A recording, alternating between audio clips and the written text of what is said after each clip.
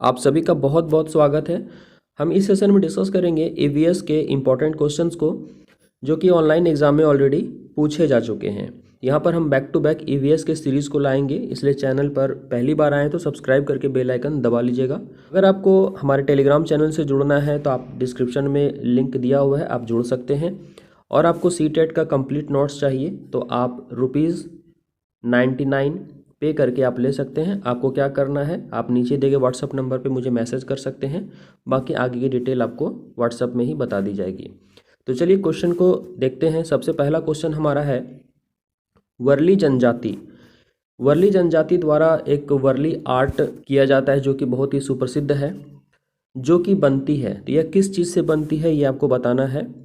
और ये जो वर्ली आर्ट है ये महाराष्ट्र का बहुत ही फेमस आर्ट है। ठीक है, तो आपको यहाँ पे बताना है। यहाँ 4 ऑप्शन है आपके सामने में, घास और पत्थरों से, बांस और पत्थरों से, गाय के गोबर और मिट्टी से, या फिर मिट्टी और पत्थरों से। तो यहाँ पे इसका जो राइट आंसर है वो हो जाएगा गाय के गोबर और मिट्टी से। तो ये घर में जो मंदिर होता है उन्हीं के दीवारों पर बनाया जाता है, किससे, तो गाय के गोबर और मिट्टी से। अब देखिए इस क्वेश्चन में क्या कहता है, भारत के किन राज्यों के समूह से कर्क रेखा गुजरती है। तो यहाँ पे आपके सामने 4 ऑप्शन है, इन चारों में से आपको आंसर करना है। तो कुल 8 राज्य ऐसे हैं जिससे कि कर्क रेखा भारत में गुजरती है। और इसका ट्रिक है मित्र पर गमछा झार, आप इससे याद रखेंगे। तो मित्र पर गमछा झार का पूरा यहाँ पे क्या है आप देख सकते हैं। मौ से है मिजोरम, त्रो से है त्रिपुरा, तो मित्र हो गया। उसके बाद है पर गमछा झार, तो पर, पौ से हो गया पश्चिम बंगाल, रौ से हो गया राजस्थान। गमछा, गमछा में गौ से गुजरात हो गया, मौ से मध्य प्रदेश हो गया, छौ से छत्तीसगढ़ हो गया।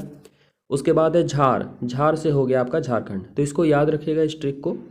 कर्क रेखा किन किन राज्यों से गुजरती है तो यहाँ पे मैंने ट्रिक के साथ आपको बता दिया है। तो यहाँ पे हमारा जो सही ऑप्शन है वो हो जाता है बी। ठीक है, छत्तीसगढ़, गुजरात और झारखंड। चलिए नेक्स्ट क्वेश्चन हमारा है, अजय भोपाल में है और उसे गंगटोक और पुदुचेरी के सम्मेलन में उपस्थित होना है। ठीक है, जहाँ पर अजय है वहाँ से गंगटोक और पुदुचेरी की स्थिति क्या है। यहाँ पे देख सकते हैं सिक्किम, गंगटोक, यानी अगर भोपाल यहाँ बीच में हो गया तो यहाँ से अगर आप डायरेक्शन देखेंगे तो ये आपका हो जाता है इधर सिक्किम, गंगटोक, और पुदुचेरी आपका यहाँ नीचे साइड हो जाता है। यहाँ पे देख सकते हैं आप पुदुचेरी है। ठीक है, तो हमारा करेक्ट आंसर यहाँ पे क्या हो जाता है, तो करेक्ट आंसर हो जाता है सी नंबर। ठीक है, उत्तर पूर्व और दक्षिण पूर्व। देखिए इस क्वेश्चन में क्या कहता है, निम्नलिखित में कौन सा सबसे छोटा प्रवासी पक्षी है जो उत्तर ध्रुवीय क्षेत्र से भारत आता है।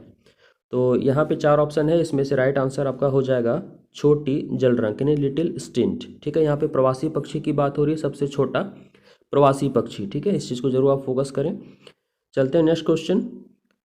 रोनी ने इटली से, रोनी कोई लड़का है, ठीक है, जो कि इटली से भारत की यात्रा की योजना बनाई।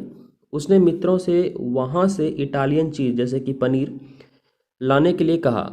कौन सी तकनीक चीज़ को सुरक्षित रखने और भारत में लाने के लिए उत्तम है। तो अगर वह इटली से भारत आता है तो वहाँ से अगर पनीर लाता है तो किस तरह से वो लाए कि पनीर खराब ना हो। ठीक है, तो 4 ऑप्शन आपके सामने है, इसमें से राइट आंसर कौन सा होगा आपको चूज़ करना है। तो देखिए इसका राइट आंसर यहाँ पे हो जाएगा निर्वात पैकिंग, वैक्यूम पैकिंग करना होगा उसे, तभी पनीर सही से आ पाएगा। ठीक है, यहाँ पे देख सकते हैं कि अचार के लिए डिब्बा बंद, मांस के लिए लवणन करना होगा, और या अन्य खाद्य सामग्री के लिए यहाँ पे आपको निर्जलीकरण करना होगा। ठीक है, चलिए नेक्स्ट क्वेश्चन है, ऑनलाइन कक्षाओं की अवधि में एक ईवीएस शिक्षिका दृष्टिबाधित विद्यार्थी का कैसे शिक्षण करेगी। तो जब शिक्षिका ऑनलाइन कक्षा ले रही होती है तो उस समय जो दृष्टिबाधित छात्र हैं उसके लिए क्या प्रोसेस होगा। तो यहाँ पे क्या हो सकता है, वो देख तो सकता नहीं है, तो यहाँ पे आवाज़ के माध्यम से ही कुछ ना कुछ करना होगा। तो देखिए ऑप्शन ए में है आवाज़ में संदेशा साझा करके, दूसरा है ढेर सारी मौखिक व्याख्या करके। ठीक है, मौखिक व्याख्या करनी चाहिए।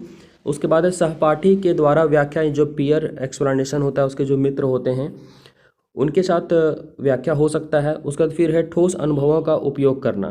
ठीक है, जब ऑनलाइन कक्षा हो रही होती है उस समय ठोस अनुभव की बात तो नहीं होगी, कंक्रीट जो भी फीलिंग्स है वो नहीं हो पाएगा, क्योंकि चीज़ों को जब वो टच करेगा तो फिर वो ऑनलाइन नहीं रह जाता है। तो हमारे यहाँ पे ए बी सी सही होता है, और इसके अकॉर्डिंग आंसर हमारा नीचे है ये वाला ए नंबर, इसका राइट आंसर हो जाएगा। नेक्स्ट क्वेश्चन है, सेवा पूर्व शिक्षक अपने नैतिक मूल्यों, ठीक है, जो टीचर है अपने नैतिक मूल्यों, व्यक्तित्व, हित और अभिरुचि को जानने के लिए उपयोग करेंगे। तो यहाँ पे टीचर के सेल्फ असेसमेंट की बात हो रही है। तो यहाँ पे 4 ऑप्शन है, इसमें से आप देख सकते हैं कि सेल्फ असेसमेंट से रिलेटेड ऑप्शन किस में है। तो यहाँ पे है स्व आकलन उपकरणों से वह खुद के नैतिक मूल्यों, व्यक्तित्व, हित और अभिरुचि को बेहतर तरीके से जान सकेंगे या फिर उसका उपयोग कर सकेंगे। ठीक है, चलिए। एक ईवीएस अध्यापक ने अंकुरण विधि को समझाने के लिए, ठीक है, यहाँ पे जर्मिनेशन मेथड समझाना है, ठीक है, समझाने के लिए विद्यार्थियों को घर के लिए एक क्रियाकलाप यानी होमवर्क देने का निश्चय किया।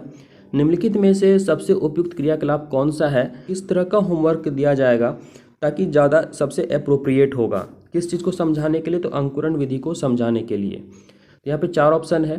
पहला है चित्र के साथ चार्ट तैयार करना, यानी घर पर वो चित्र के साथ चार्ट तैयार करेगा। दूसरा है बीज में गमले को लगाना।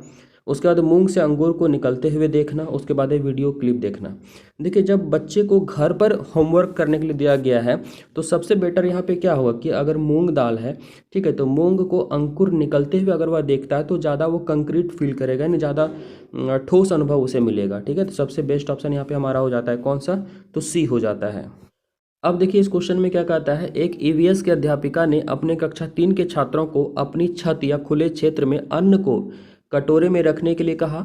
उसके बाद उसने उनको एक आंकड़े की शीट तैयार करने के लिए कहा जिसमें वे उस भोजन या अन्न को खाने के लिए आने वाले पक्षियों का ब्यौरा देंगे। तो इस क्रियाकलाप का मेन उद्देश्य क्या है, गोल क्या है, ये आपको बताना है। यानी कि कोई छात्र है जो कि छत पर कटोरे में कुछ अनाज रखता है और जो पक्षियां आती हैं खाने के लिए, ठीक है, तो उसको नोट करना है, उसका एक ब्यौरा तैयार करना है।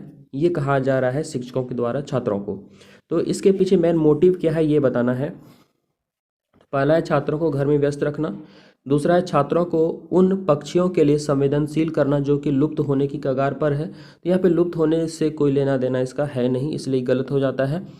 यहाँ व्यस्त रखना एक नेगेटिव वर्ड है, व्यस्त रखने से कोई बच्चा केवल सीख नहीं जाता है। ठीक है, तो यहाँ पे ये चीज़ भी गलत हो जाता है। उसके बाद है पक्षियों की जातियों और उनके खान पान की आदतों के प्रति अवलोकन कौशल का विकास करना। यह बिल्कुल सही, यहाँ पर अवलोकन करने की बात हो रही है, तो ये एक सही हो सकता है। उसके बाद है जीवित प्राणियों के प्रति सहानुभूति उनके मन में बैठाना। ठीक है, तो यहाँ पे सहानुभूति भी एक नेगेटिव वर्ड होता है। सहानुभूति बैठाने के लिए अन्न के दाने को देना ही सफिशिएंट नहीं होता है। ठीक है, तो यहाँ पे हमारा राइट आंसर कौन सा हो जाता है? सी हो जाता है। अब चलते हैं नेक्स्ट क्वेश्चन की ओर। एक अध्यापक ने कक्षा में हमारे देश के उत्सवों पर विचार विमर्श किया। विभिन्न संस्कृतियों के बावजूद कुछ उत्सव आम हैं जो पूरे देश में मनाए जाते हैं। वह कौन सी संकल्पना का कक्षा में विचार करने की कोशिश कर रहे हैं? यानी कि देखिए यहाँ पे अलग अलग संस्कृति के लोग रहते हैं, तो इसमें से कुछ ऐसे फेस्टिवल होते हैं जो कि कॉमन होते हैं। यहाँ पे अध्यापक जो विचार विमर्श कर रहे हैं फेस्टिवल के बारे में, तो यहाँ पे इसका मेन मोटिव क्या है? तो इसमें पहला है हमारे जीवन में उत्सवों के मूल्य। दूसरा है विभिन्न संस्कृतियों में एकता। सी है उत्सव में कोई सांस्कृतिक या प्रादेशिक अवरोध नहीं होता है। उसके बाद है उत्सव हमें शांति और आनंद देते हैं। तो यहाँ पे अगर हम देखें ऑप्शन, तो सभी ऑप्शन बिल्कुल करेक्ट हैं। तो हमारा राइट आंसर यहाँ पे हो जाएगा कौन सा? तो फर्स्ट ए, बी, सी और डी। तो वीडियो अच्छा लगे तो लाइक कीजिएगा, इसे शेयर कीजिएगा। चैनल को सब्सक्राइब नहीं किया तो सब्सक्राइब कर लीजिए ताकि इस तरह के वीडियोज़ लाएँ तो आपको सबसे पहले इन्फॉर्मेशन मिल जाए।